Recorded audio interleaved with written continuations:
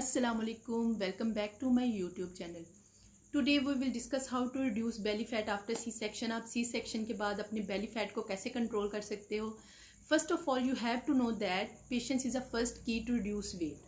Okay ऐसा नहीं होता कि आप जोन सा बहुत सारी मदर ये कंप्लेन कर रही होती हैं कि जी हमारा जोन सा वो वेट गेन हो गया है सी सेक्शन के बाद, या फिर हमारा जोन सा वो बेली जोन सा वो बाहर को आ रहा है, हमारा जोन सा पेट बाहर को लटक रहा है सी सेक्शन के बाद. तो हम ऐसी क्या डाइट लें, कौन सी ऐसी एक्सरसाइज करें कि हमारा बेली जोन सा वो अंडर कंट्रोल हो जाए. तो उसके लिए मैं आपको बता दूं कि ऐसा जोन सा वो स्लोली ग्रेजुअली आपका वेट जोन सा वो ड्रॉप होगा. ऐसे नहीं कि आपको 15-20 दिन बाद फ़ौरन रिजल्ट मिल जाए, ऐसा नहीं कि आपका वो एक्चुअल साइज़ आ जाए, ऐसा नहीं होता. थोड़ा सा टाइम टेकिंग होता है लेकिन इंशाल्लाह हो जाएगा. Okay, now come to the first point, that is breastfeeding. ठीक है, आप 9 मंथ में जिस यूट्रस में बेबी होता है वो एक्सपैंड हो चुकी होती है. तो जब आप अपने बच्चे को, अपने बेबी को ब्रेस्ट फीडिंग करवाते हो तो यूट्रस का साइज़ बहुत जल्दी श्रिंक करता है, अपने प्री प्रेगनेंसी साइज़ की तरफ आता है. तो आपने क्या करना है कि अपने न्यूबॉर्न को फीडिंग ज़रूर करवानी है ताकि आपका वेट जल्दी ड्रॉप हो. Okay, second thing is that कि आपने वाइटामिन मिनरल रिच डाइट लेनी है. वाइटामिन मिनरल रिच डाइट अब कौन सी हो सकती है? Fruits and vegetables. सबसे ज़्यादा हमें न्यूट्रिएंट इसी की तरफ से आते हैं. ये कैलोरी रिच नहीं होती लेकिन ये न्यूट्रिएंट रिच होती है, जो कि हमारी बॉडी को न्यूट्रिएंट चाहिए ताकि आपके जो टिश्यू वगैरह है वो जल्दी से रिपेयर हों. सी सेक्शन के बाद आपके टिश्यू जल्दी से रिपेयर हों, जैसे स्पिनच हो गई, पालक, मेथी, फेनुग्रीक, और साथ में आप ब्रोकोलाई, इसका बहुत अच्छा सोर्स है. उसमें vitamin A, C, iron, calcium, जो भी आपकी बॉडी को मिनरल्स चाहिए वो सब उसमें प्रेजेंट होते हैं. Okay, a big no to sugary product. आपने शुगरी प्रोडक्ट बिल्कुल भी नहीं लेनी. Cut down your calories. आपने अपनी कैलोरीज को भी कट डाउन करना है. प्रेगनेंसी में ऑल्दो आपको बहुत भूख लग रही थी, आप बहुत ज़्यादा खा रहे थे, वो आपकी और आपके बेबी की रिक्वायरमेंट्स के अकॉर्डिंग था. लेकिन जब सी सेक्शन के बाद अब अपनी कैलोरीज को कट डाउन करना है, अपने अकॉर्डिंग खाना है. मैंने पहली वाली वीडियो में भी बताया था कि हमारा स्टमक जोन सा उसमें इतनी कैपेसिटी होती है कि वो एक्सपैंड भी कर सकता है और श्रिंक भी कर सकता है. जब वो एक्सपैंड कब करता है? जब हम ओवर ईटिंग करना शुरू हो जाते हैं तो हमारा स्टमक जोन सा वो एक्सपैंड होता है और हमारा बेली बाहर की तरफ आना शुरू कर देता है. और जब आप कम खाना शुरू करते हो तो आपका जो स्टमक है वो श्रिंक होता है, आपका बेली फ्लैट होना शुरू हो जाता है. तो आपने क्या करना है कि कम खाना है, स्मॉल पोर्शन खाने हैं. ये नहीं कि आपने लार्ज मील खाना शुरू कर दिया, बहुत ज़्यादा खाना शुरू कर दिया, एक ही टाइम में बैठे तो खाई गए, ऐसा नहीं करना. आपने क्या करना है कि आपने स्मॉल मील जो उनसे अपनी डाइट में इंट्रोड्यूस करवाने हैं, यानी कि half chapati is enough for you. Okay, अगर आप पहले एक खा रहे थे तो आप हाफ पे आ जाओ. आपने अपनी कैलोरीज को कट डाउन करना है बेसिकली. ये नहीं कि आप ओवर ईटिंग करोगे तो डेफिनेटली वो आपकी बॉडी में फैट की फॉर्म में ही स्टोर होता है. तो आपने क्या करना है? Focus on fruits and vegetables. आपने फ्रूट्स और वेजिटेबल्स पे फोकस करना है. और आपको पता है एक बात, ये बहुत मज़े की बात है कि फ्रूट्स एंड वेजिटेबल में फ़ैट होता ही नहीं है. बिल्कुल कोई क्वांटिटी फ्रूट्स में और वेजिटेबल्स में फ़ैट की नहीं होती. तो आपने मेन फोकस क्या करना है? फ्रूट्स वेजिटेबल्स की तरफ रखें, लीन मीट, लीन प्रोटीन्स की तरफ अपना फोकस रखें ताकि आपकी बॉडी में कम से कम फैट जाए.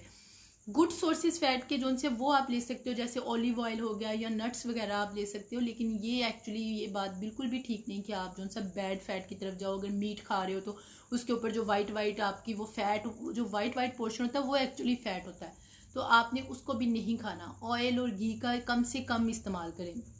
उसके अलावा आप अपनी बॉडी के लिए ऐसे टॉनिक यूज़ करेंगे जो अंदर केमिकल्स या टॉक्सिन्स थे वो उनको निकाले, जो फैट थी वो टूट के बाहर आए. तो उसके लिए मैंने पहली वाली अपनी वीडियो में भी डिटॉक्स वाटर की रेसिपी बता दी थी. आप वो डिटॉक्स वाटर की रेसिपी मैं यहाँ फिर बता देती हूँ. आपने क्या करना है? आपने कुकम्बर लेना है एक, साथ में आपने एक लेमन लेना है. आपसे इन्हें 4 से 5 पुदीने के डंडियाँ समेत धो के उनको ना रात को भिगो दें. साथ में आपने 1 टेबलस्पून बेसल सीड्स लेने हैं. रात को भिगो दें, सुबह स्टेन करके ये पानी सारा दिन आपने अपना इनटेक इसी पानी का करना है. ये फ्लैट बेली के लिए बहुत ही इफेक्टिव रेमेडी है. ओके, उसके अलावा जो सा वो टर्मेरिक भी जो सा है वो आपको बहुत इफेक्टिव होता है. एक तो आपके सी सेक्शन में हीलिंग का रोल प्ले करता है, जल्दी से आपका जो से ज़ख्म होता है उसको हील कर रहा होता है, और साथ में आपका जो सा है वो वेट लूज़ की तरफ लेके जाता है. उसके अलावा नेक्स्ट रेमेडी जो सी मैं आपको बताने लगी हूँ वो है ज़ीरा वाटर. ये आपने खाली पेट लेना है, सुबह मॉर्निंग में भी, बिल्कुल एम्प्टी स्टमक, और सोने से पहले भी. ठीक है, ज़ीरा वाटर कैसे लेना है कि आपने 3 कप पानी में ज़ीरा डाल देना है. वो जब पानी जो सा है वो बॉयल होके 1 कप में रह जाए तो तब आपने वो ज़ीरा वाटर लेना है. ओके, ये चीज़ें जो उनसे अपनी डाइट में इंट्रोड्यूस आपने खुद करवानी है. उसके अलावा आपने फोकस करना है कि हम जो उनसी डाइट ले रहे हैं ना वो फैट रिच या बाहर का खाना नहीं खाना। आपने कोशिश ज़्यादा से ज़्यादा करें घर का बना हुआ चीज़ें इस्तेमाल करें। अगर आप चाय पी रहे हो तो चाय में चीनी नहीं डालनी। कोशिश करें जितना भी शुगरी प्रोडक्ट से ना आप अवॉइड कर सकते हो करो। उसके अलावा कार्बोनेटेड बेवरेजेस आपने नहीं लेने। कार्बोनेटेड बेवरेजेस में जूसेस आते हैं, कोल्ड ड्रिंक्स आती हैं। अब एक बात मैं आपको यहाँ क्लियर कर दूं कि लोग कहते हैं हम तो बोतल पीते नहीं, हम तो जूस पी लेते हैं। आपको एक बात बता दूं कि जूस की जितनी पीएच होती है ना उतनी ही कोल्ड ड्रिंक की होती है। तो ये जूस भी आपको मोटा ही करते हैं। उसके अलावा आपने नीमको, चिप्स, बिस्किट इन सब चीज़ों से अवॉइड करना है। बाहर की कोई चीज़ नहीं खानी, समोसे नहीं खाने, पकोड़े नहीं खाने। समोसा अगर आप एक हाफ रोटी ले रहे हो, ठीक है, या फुल रोटी भी, एक्सपोज आप फुल रोटी भी ले रहे हो, साथ आप सालन ले रहे हो, अगर वो आपको 150 कैलोरीज दे रही थी, ठीक है, तो फिर अगर आप समोसा एक टाइम में लेते हो तो आपको 500 कैलोरीज देता है। तो आपने अपनी फूड चॉइसेस खुद नोट करनी है, सेल्फ एनालिसिस करें अपना कि हम क्या खा रहे हैं कि जिसकी वजह से हमारा वेट गेन हो रहा है। तो उसके अलावा मैं कुछ टिप्स बताने लगी हूँ, कुछ एक्सरसाइजेज जो सी ऐसी आप यूट्यूब से या आप गूगल से देख लें जो स्टमक के लिए होती हैं, जो फ्लैट स्टमक के लिए होती हैं। उन एक्सरसाइजेज को आप डाउनलोड करके साथ साथ अपनी वो एक्सरसाइज एक दिन में 1 घंटा ज़रूर एक्सरसाइज करें। 1 hour morning and 1 hour evening, ठीक है, 1 घंटा सुबह और 1 घंटा शाम को। जो कुछ टिप्स बताने लगी हूँ वो आप नोट कर लें। आपने अपने बेली का मसाज करना है ऑलिव ऑयल के साथ। ऑलिव ऑयल जो सा वो बहुत इफेक्टिव है। आपने कोशिश करनी है कि 8-10 मिनट जो सा वो अपने बेली का मसाज करें बिल्कुल स्ट्रेट फॉर्म में। उसके अलावा आपने एक्सरसाइज करनी जो मैंने बता दिया, 1 hour morning and 1 hour evening. उसके अलावा साथ में आपने हेल्दी फूड लेनी है।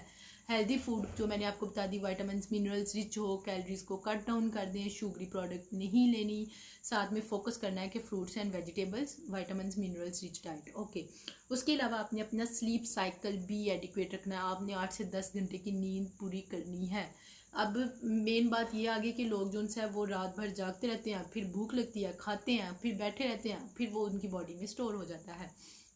मेरा भी सी सेक्शन हुआ था, मेरा भी एक बेटा है अल्हम्दुलिल्लाह, मेरा भी सी सेक्शन हुआ था और मैंने I lose 16 kg after C section. मैंने भी अपना 16 kg वेट जो है वो लूज़ किया है। तो ये बहुत जो है वो ये नहीं कि बहुत हार्ड है, हमसे तो होगा ही नहीं, हम तो कर ही नहीं सकेंगे।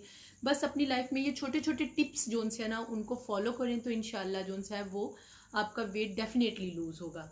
वॉक कर सकते हैं, वॉक करें। सुबह मॉर्निंग में आपने 1 घंटा वॉक कर लिया तो आप जो सा आधा घंटा कोई योगा डाउनलोड करके वो आप अपनी रूटीन में इंक्लूड करें। या फिर अगर आप योगा वगैरह नहीं करना चाहते तो ब्रिस्क वॉक करें।